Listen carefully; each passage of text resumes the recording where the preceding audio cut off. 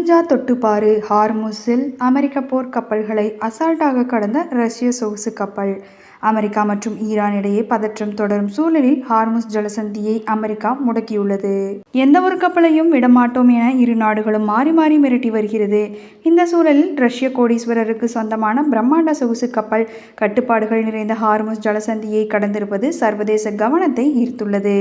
உலக நாடுகளின் எண்ணெய் விநியோகத்தில் 1/5 நடைபெறும் மிக முக்கியமான கடல் வழித்தடமான ஹார்முஸ் ஜலசந்தி தற்போது அமெரிக்கா ஈரான் மோதலால் போர்க்களமாக மாறியுள்ளது.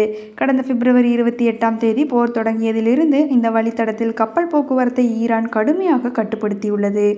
மறுபுறம் தாக்குதலை நிறுத்தினாலும் கூட அமெரிக்காவும் ஈரானை முற்றுகையிட்டுள்ளது.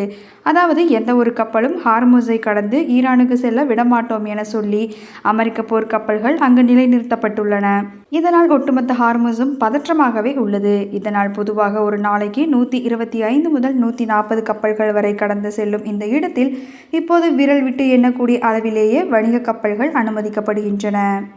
இத்தகைய பதற்றமான சூழலில் சுமார் $500 மில்லியன் அதாவது இந்திய மதிப்பில் சுமார் 4100 கோடி மதிப்புள்ள நோர்ட் என்ற சொகுசு கப்பல் சனிக்கிழமை காலை ஹார்முஸ் ஜலசந்தியை கடந்து சென்றுள்ளது.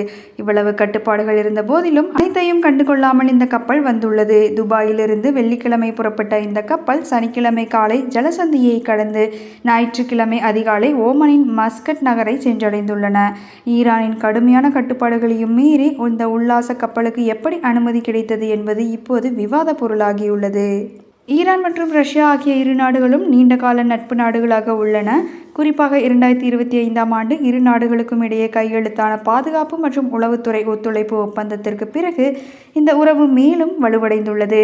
இப்போது கூட போர் பதற்றத்திற்கு மத்தியில் ஈரான் வெளியுறவு அமைச்சர் அப்பாஸ் அரக்ஷி ரஷ்யாவுக்கே சென்றுள்ளார். அவர் ரஷ்ய அதிபர் புதினை சந்தித்து பேசினார். இந்த சூழலில் சொகுசு கப்பல் ஜலசந்தியை கடந்துள்ளது தற்செயலானது அல்ல என அரசியல் விமர்சகர்கள் கருதுகின்றனர். ஈரானின் துறைமுகங்கள் மீது அமெரிக்கா முற்றுகையிட்டுள்ள நிலையில் ரஷ்யாவின் கப்பல், அதுவும் புதினுக்கு நெருக்கமான தொழிலதிபரின் கப்பல் கடந்து செல்வது உலகிற்கு அனுப்பப்படும் மெசேஜாகவே பார்க்கப்படுகிறது.